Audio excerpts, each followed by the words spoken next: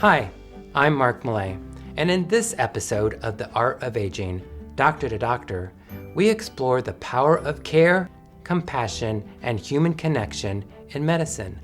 We'll meet two remarkable physicians, Dr. Michelle Rivlin, whose lifelong dedication to healing and teaching has touched countless lives, and Dr. Stacie Levine, whose leadership and compassion continue to shape how care is delivered here at Montgomery Place.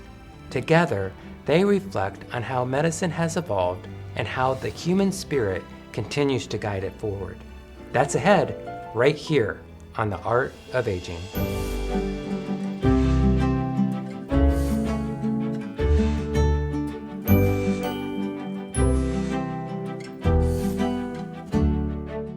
Welcome to the Art of Aging podcast, a program proudly produced here at Montgomery Place, where residents find a place to thrive at every stage of life. Located in Chicago's Hyde Park, Montgomery Place is more than a place to live. It's a vibrant community overlooking Lake Michigan, where independence, learning, and connection are part of everyday life. Each episode, we share stories that capture what it means to age with purpose, grace, and curiosity. Today's episode, Doctor to Doctor, is brought to you by our friends at OMTS, Trinity Rehab, Whiffley, and Unidyne, all valued partners here at Montgomery Place. In today's episode, we go behind the scenes with two extraordinary physicians, Dr. Michelle Rivlin and our own medical director, Dr. Stacie Levine, as they share their journeys from their first days as young doctors to witnessing the transformation of medicine itself, as women moved from primarily being nurses at the bedside to physicians leading the way. Let's hear their story. The Art of Aging, Doctor to Doctor, is presented by OMTS, Trinity Rehab, Whiffley, and Unidyne, in partnership with Montgomery Place. Well, welcome to today's episode of The Art of Aging. I'm joined today by my two favorite physicians, Dr. Levine and Dr. Rivlin. Thank you so much for being with us today on our episode. So, let's start with you, Mitch. Tell us a little bit more about your history. Well, I'm a South African. I left South Africa for the first time when I was 21. 21. And you can hear from my accent Yes. that I'm still a South African. Though I have tried to speak like an American, but no luck. From South Africa, you went to Mississippi? No. My generation, we all went to England. Okay. Because at that time, South Africa was part of the English First Empire and then Commonwealth. Okay. I went first to England. That was the natural thing. Today, I'm sure South Africans all come to America. Okay. But in those days, it was England. And from England to? I stayed in England, and at that stage, I left South Africa as a doctor. So I was a doctor because I wanted to be able to travel, and with a doctor, you can pretty well go any place. Okay. And the rumor came, and the Vietnam War was on, that they needed doctors, they being the Americans, and they were taking you, pretty well hijacking you. So I thought, well, I'm getting somewhere safe, which was South Africa, so I went back. Okay. And you went to Mississippi then, or? I went to America. America. You came to America. And I went on a looking for something trip. I took a month off my job, and I was offered work everywhere, but they all said, but you have to have a visa. I didn't have a visa. And I had like 2 days left. We had to go back to South Africa. The phone rang. It was some guy I'd never heard of. And he said, listen, I'll fly you down. It costs you nothing. So I went to a very nice man. Name was Weiser, and he was. Saved my life. Anyway, I said, you've offered me a job, so has everyone else. I don't have a visa. Well, it turned out there was a gentleman called Eastland, Senator Eastland, And with one phone call, I had a visa. And so I went to Mississippi, which I'd heard of, and I thought I'll stay there maybe a week or a month, and then I'm off to a decent part of the world, of the States anyway. But the people turned out to be very nice. The climate suited me fine. So I stayed there for, I think, 40 years. So you have doctor in your blood. Your father was a doctor, is that right? My father was a doctor. My daughter is a doctor. And when the baby is born, we say, "Welcome, doctor." So was your father the one that inspired you to become a physician, or what motivated you other than just the travel? Right. I'm sure my father, but also my aunt was one of the earliest female doctors in South Africa. She would always get honors for that. My mother's sister. And she was very important in my life because I lost my mother when I was just a child. And it never struck me I had no talent for anything. And if you have no talent for anything, but you have, the Yiddish term is Sitzfleisch, sitting down meat. And I had plenty of that. And you can be a doctor if you have Sitzfleisch. So that's what I had, and that's what I did. So you told me some stories about some of your early days as a doctor. And you said your first job as a doctor, you were on a cruise ship. Well, it wasn't my first, but it was a very early on because I became a doctor to travel. And there was something in those days called the Peninsula and Orient Shipping Line, P&O Orient, an English outfit. And they had these luxury liners that went all over the show with wealthy people on board. And crews recruited for, I'm sure, not a lot of money from India. And officers, of course, very English. And so I went on those as an assistant doctor. And this was a round-the-world cruise. Okay. So it was lovely, 5 months. What brought you to Chicago? Oh, my daughter's here. Okay. Yeah. And your daughter's a physician, and so you kind of transitioned from the physician world to education. Well, not really. I mean, if you're a physician in a teaching hospital, okay, you teach. So it's education. You happen to be teaching medical stuff. But yeah. And one of the beauties is your pupils do all the work. You just tell them what to do and give them a rough idea how to do it, and then good luck to them. So, Dr. Levine, what inspired you to become a physician? Well, my first job in a hospital was when I was 16. I was a dietary aide. Okay. And so I was just assuming that I would put on a hairnet and scoop food out, and then I started serving trays to patients upstairs, and I was like, I really was curious about these people that were sick in beds. What was wrong with them? I was following the nurses around, I saw the doctors, and I felt like that would be a potential career for me, one way or the other, so yeah. Was there a woman physician that really inspired you that, you kind of looked to as maybe a role model or, Well, I don't have any physician females in my family. I was the very first one. Okay. If I thought back, I would say probably when I was in college, I had shadowed a couple of women in clinics at Carl Clinic, which is down at University of Illinois, Chicago. And they were able to demonstrate their work-life balance. They had families, because I was told before that if you're a female physician, you will never have kids. You won't have time for your kids or your family. You may never get married because you're so busy in school. And that was not the case when I met these women. I felt like I could probably do this. I could have a career, and I could take care of a family and do all of the things that I love to do in my personal life. And that's absolutely true. I feel like I have a very fulfilled life and career, so. Very good. Did you have any struggles just being a woman and wanting to be a doctor? Was there any pressure or just any still kind of that not really your role, you should, be the nurse? Any struggles that you...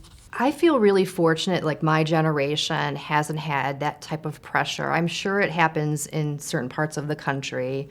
Being from the Midwest, being from the Chicago area, I felt much more supported in my entire career. I moved to New York for my training. I felt the same way there. Half the women in my residency class, or half the people in my residency class are women, and that continues to grow in numbers. So no, not really any big barriers. I mean, there were definitely times where I was confused with a nurse, or someone thought I was a transport person or a lab technician, but I think that just comes with people's mindset, thinking that the gender roles still fit a certain way, but no, not really. I mean, honestly, I feel like I've been welcomed into the field.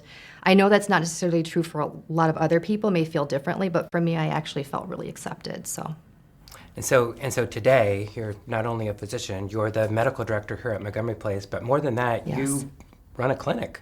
Yes. Can you tell us a little bit about? Yes, I am the section chief of geriatrics and palliative medicine at University of Chicago, a job that I'm very proud of. I've been here for almost 25 years. My only job out of training, like I said, I trained in New York City. I finished my fellowship in geriatrics there, and then I transitioned here to do a year of research and took the first job here. And I never looked back. I feel like this patient population has been so inspiring for me.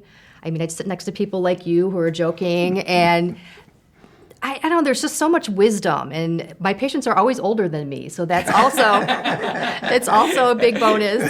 My patients always telling me how young I look. But no, joking aside, I think that being a physician, when I was envisioning what I would do with my life, like coming full circle and seeing when I was in training that this could be a potential career for me, managing geriatrics, I think it's the greatest job in the world.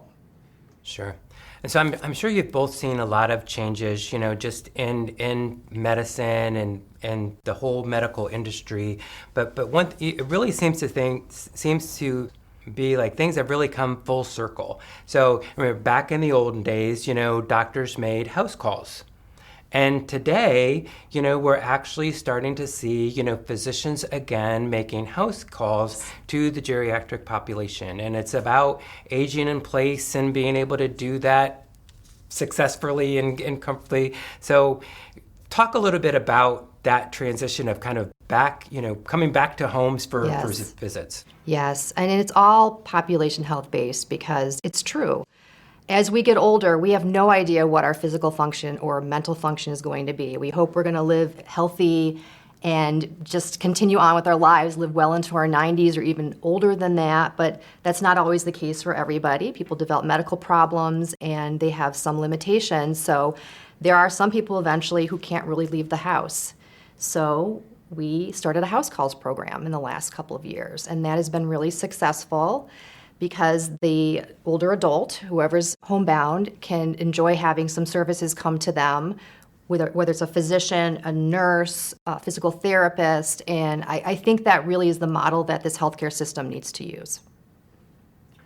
So, Mitch, what would be one thing that maybe you, from your first days, as a doctor to kind of winding up your career, what would be one or two things that you really were really big changes, in the medical medicine? field? Yes. Well, the biggest change is that it's now a female profession, and it wasn't when I started. So I'm sure that has altered everything, because women are not men, fortunately. Any other advances with techniques or medicine or? Oh, yeah. We really had, other than antibiotics, this was about the only thing we had.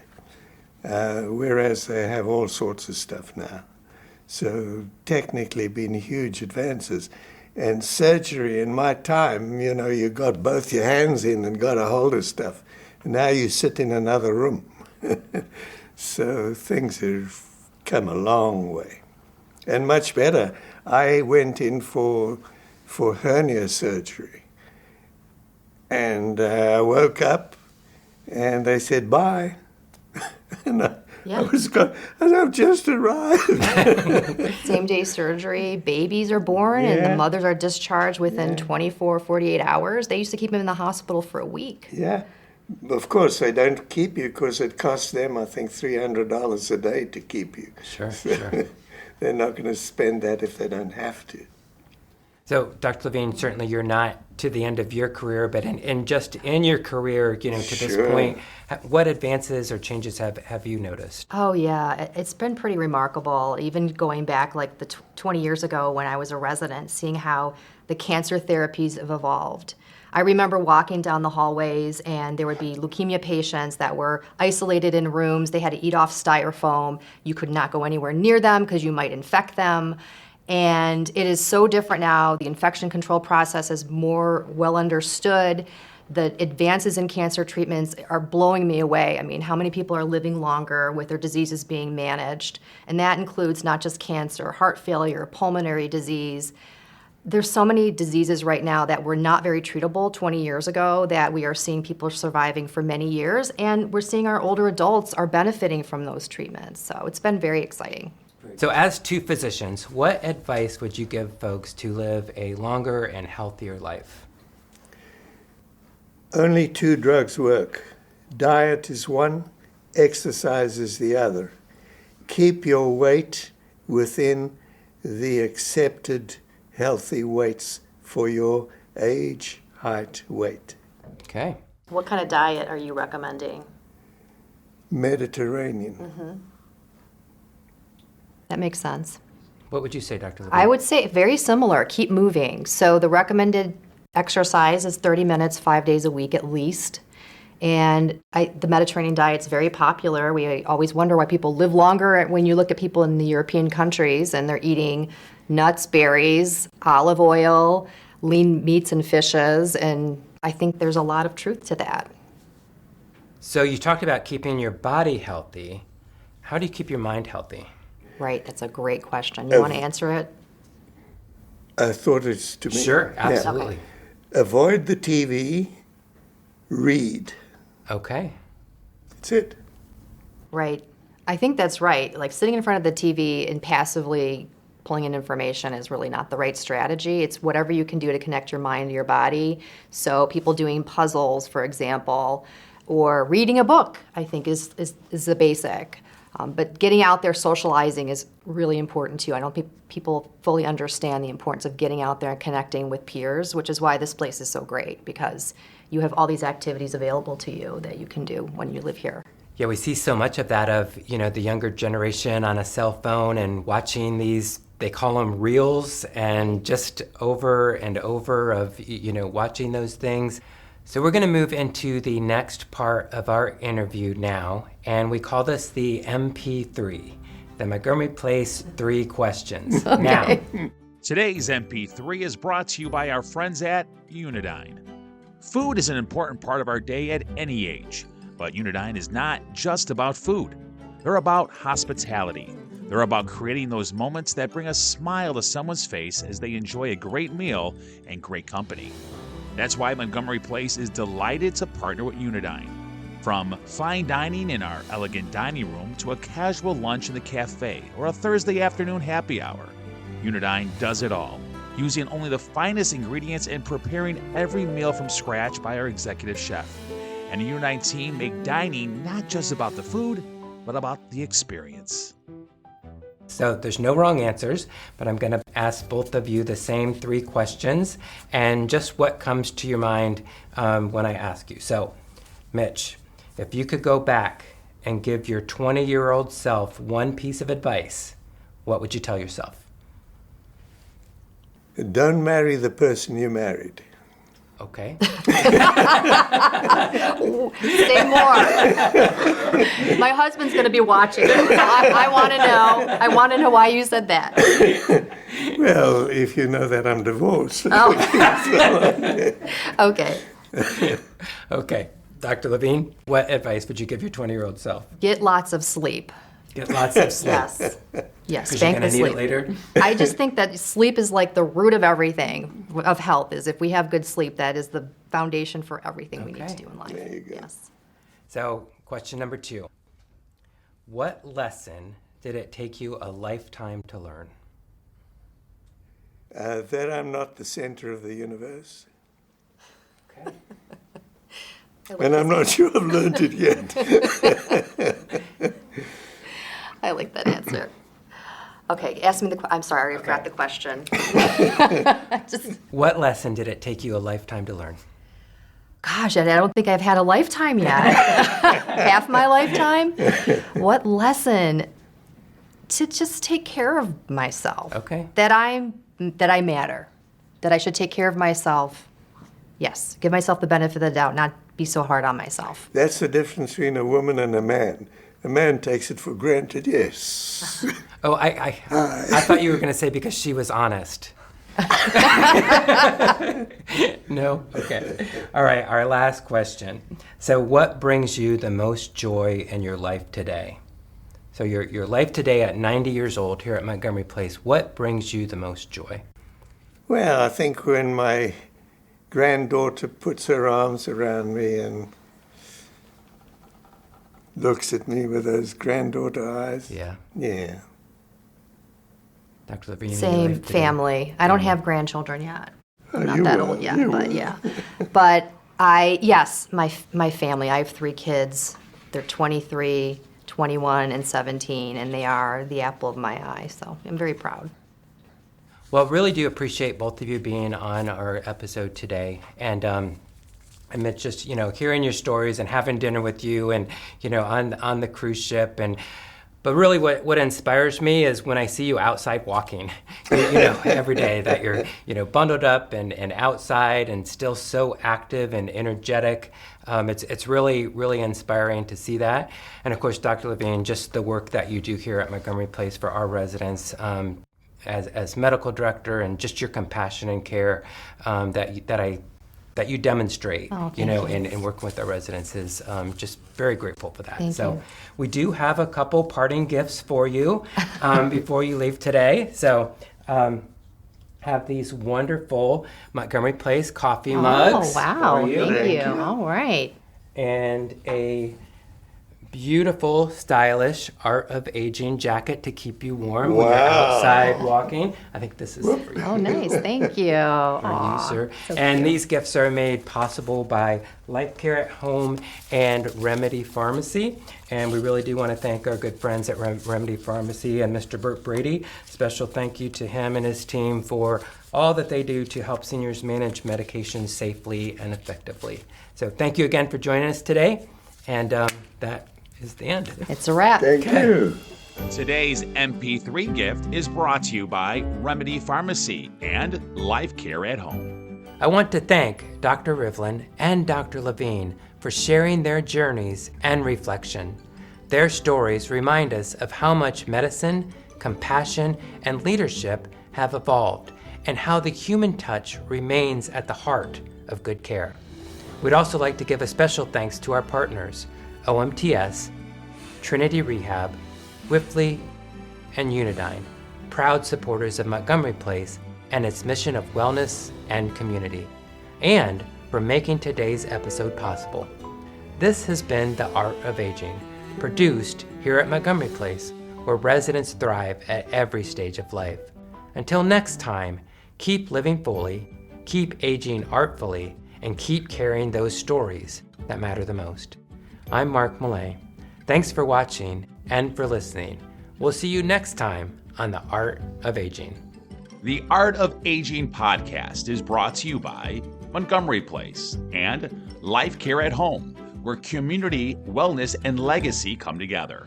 At Montgomery Place, you too can find your place to shine.